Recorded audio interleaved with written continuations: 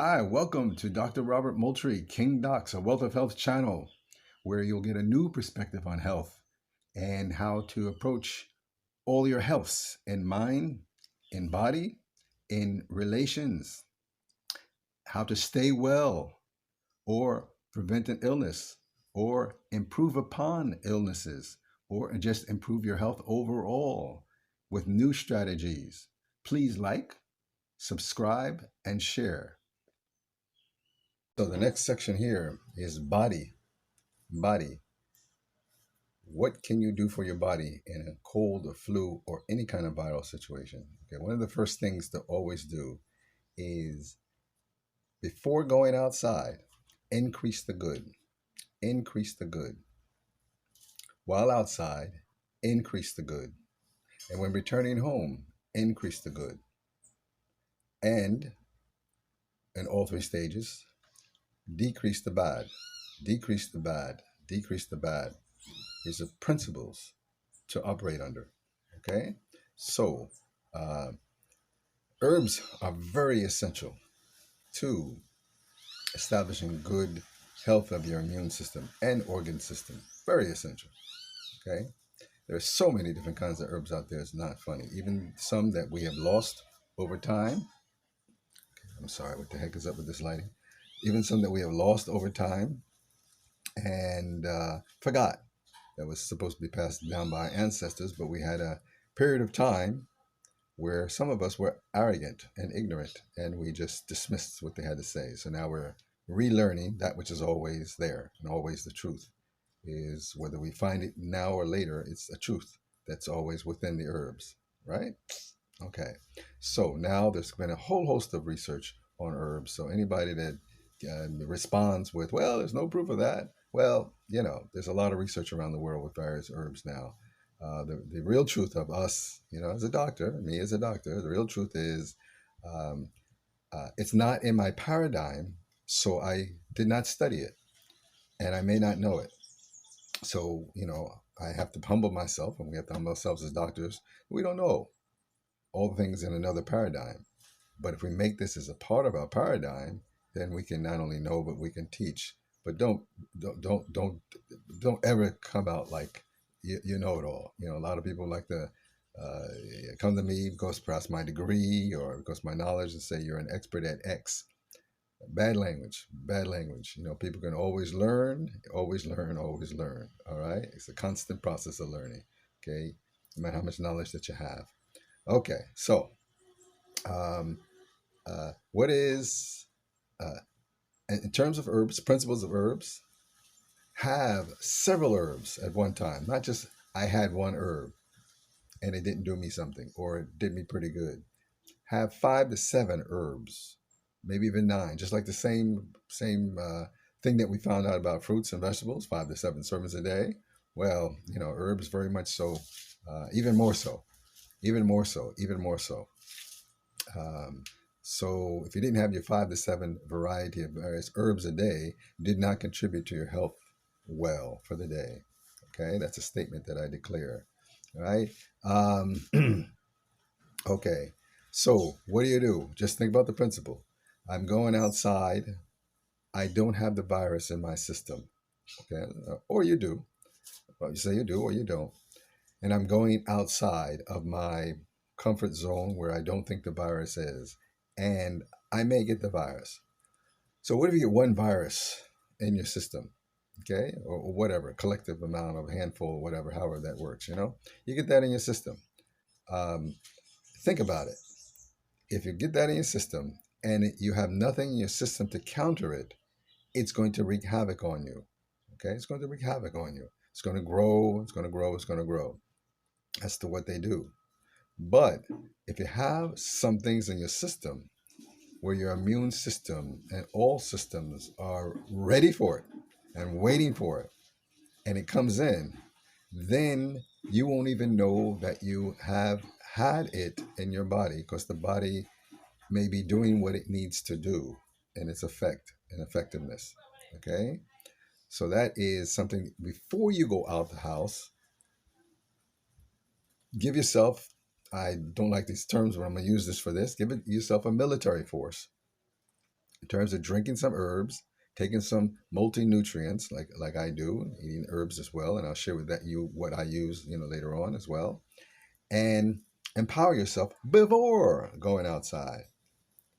And if you so happen to, find a need to strengthen yourself, if you're out there for X length of time, let's say, 6 to 8 hours, half a day or something like that, um, the nutrients you may have in your body may subside.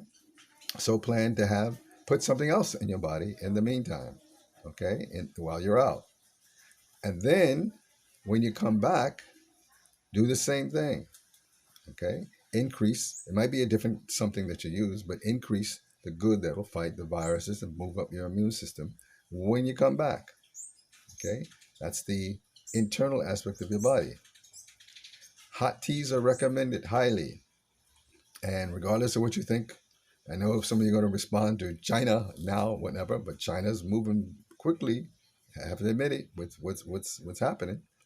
They have a history of herbs, and the herbs they use are not with the psychological response of let me take it when I'm sick.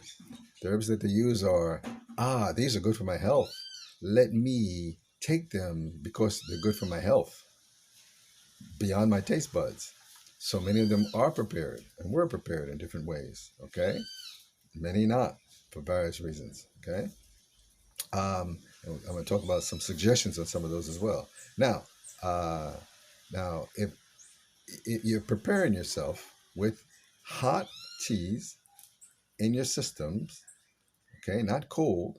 Cold can suppress the immune system, make you more susceptible to flu-like symptoms, allergy-like symptoms, many different things of that order. Ice, same thing. You'll probably find that you have a whole lot less colds and flus, et cetera, when you get rid of ice and get rid of cold things. Drink water at room temperature and drink teas hot, not boiling. If you boil, okay, another thing, little thing, give some living herbs. Okay, these things I have to say. Okay, you have to have living food, living herbs, um, even though they're dry, but uh, that they still have life in them. Okay, um, that um, I'm sorry, quickly. That if you overheat, if you put it in hot boiling water, you kill a lot of the proteins, break up a lot of things and elements in there, and you'll defeat the total purpose of what the herb can do. So you want to, like me, I may boil my water and then let it cool down to warm hot, and then put the herbs in there so that it can leach out into the water and you drink the water or whatever form that you have. Some people may mash it up and make oils out of different things, out of herbs. They have more patience than I do, but that has dramatic, more concentrated effect as well. Okay, so however, you get Mother Nature in, Mother Earth in, then so be it. You can below make some suggestions on how you do it as well. Some people, of course, put it in their foods. So the things called spices and herbs are mostly spices and herbs, but you got to make sure with this chemical-filled world that you get some things that you buy at the store and it says spices and herbs, then you have a whole bunch of chemical names under it, and chemicals can often defeat the immune system and defeat your body, causing inflammation to the body. And that's the other counter of thing.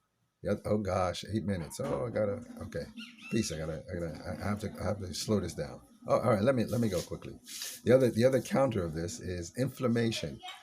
Now, when I said increase the good and decrease the bad, well, the decrease the bad is the inflammation that you want to do. You want to decrease the inflammation that's in your body, and you want to be very focused on what can I put into my body. Hear the language now. What can I put into my body to increase the inflammation in my body? And obviously, you want to make that list, and you obviously want to, yeah, that's right. You want to avoid that. You want to decrease that. Correct. So you want to decrease inflammation in your body. Viruses very well may love your inflammation and work upon your inflammation.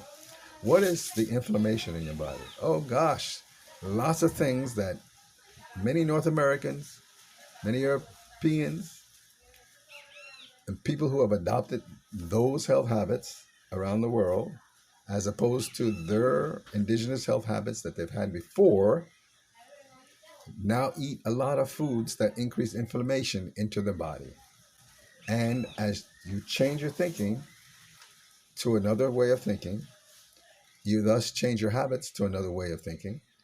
And what I have observed is people with the same thinking get the same type of diseases. Okay, all around the world. So, if your thinking has come off of what it is that I'm telling you, and it's going into an inflammation-induced type of diet, then you're going to get the various diseases of inflammation, which are almost all diseases. Okay. So, but since we're in the virus here, the viruses, boy, give me some information to work with. And it's my belief very strongly that those people are the ones that are, quote unquote, more at risk. Okay. Herbs, different types of vitamins and minerals combination, many different types of herbs decrease inflammation. They counter to an extent of the negative stuff that you did. So you don't want to add counter, add counter, add counter. It's not making sense. You have to discipline yourself as to the foods. And I'm going to tell you, there are many different types of milks that increase mucus and inflammation in your body. There are many different types of flour in the East, in the U.S. and different places that increase inflammation in the body. I'm suspicious that unfortunately, is that what's going on with Italy, with the lots of pasta and Italian stuff? Is it the flour? So I think it's a worthy question to take a look at various aspects of the diet that go on there, and those who are susceptible. What is it? I don't. It's along those lines. So we have to look at inflammation. However, whatever it is, whether it's flour, whether it's a lot of foods that we HD and C dye, yellow dye, and all this kind of stuff that is not from nature, that has been approved by the government, approved by the FDA, etc., but not approved by nature. Your body is the ultimate decider. Your body is the ultimate decider. And I'm a simple type of person, and I like my life simplistic. And rather than me remember a whole lot of things, I think I kind of generally put a category under it that nature is very good. Mother Earth is very wise. So I trust her that there's a lot of answers that she has to things that have already come, things that are here, and things that are yet to come. Okay. All right. So I think we've covered that. So let me just quickly, okay, coming inside the house, you're out, take certain things, coming inside the house, eat more herbs and teas, take some more vitamins. I'm also a very firm believer in honey. So many different benefits in adding honey to your viral situation, to your immune system in different ways. Okay, even increasing it among epidemics. All right. Uh, Now, the decreasing the stuff, you must remove toxins out of your body. Flowers and things can stay inside of your gut, causing constipation in your body. You must remove things that are toxins out of your digestive tract and out. The movement of the digestive tract is wonderful for moving through your respiratory system, moving stuff out of your lungs. When things are backed up in the digestive system, you'd be surprised how filled up your body and lungs are. If you're an asthmatic like I was, then you can certainly know the benefits of what I'm talking about by having good bowel movements when there's something impending. Okay? All right. So viral infections, very important. Doctors, everyone, to have bowel movements going. Okay? If there's something's going on in the lungs, to try to get it out the circulation as much as possible. Which, who knows, maybe the thing called diarrhea, in some conditions, part of it might be the bowel saying, in its weak state at that point, that let's try to get rid of everything that we can, out of the system, you know. Or if it's not in a weak state, diarrhea may be saying, let's get everything we can that's not supposed to be here out of the system, as well. So you want to have something daily that you're taking to have the bowel movements moving. That's not a problem. That's a good thing. Ideally, how it's supposed to work, but doesn't work for a lot of people that way for various reasons, is eat clean, eat clean, eat clean. So we're supposed to go off each time after we eat. But if we eat certain foods that just stay there and that don't have the message of let me clean, then it'll pile up, you know? So it's like, sorry to say this, but it's like eating in a dish that you haven't washed out properly. Doesn't sound too appetizing, does it? Yeah, well, the body's saying that too. The cells and the organs are saying, come on, man, we're doing our work. Get the garbage company to do their work, please. Thank you. All right. Enough of this. Thank you. Love y'all. Below are links for you to get more information on audio and book forms to maximize your health and information on nutrients to empower your body to better deal with life.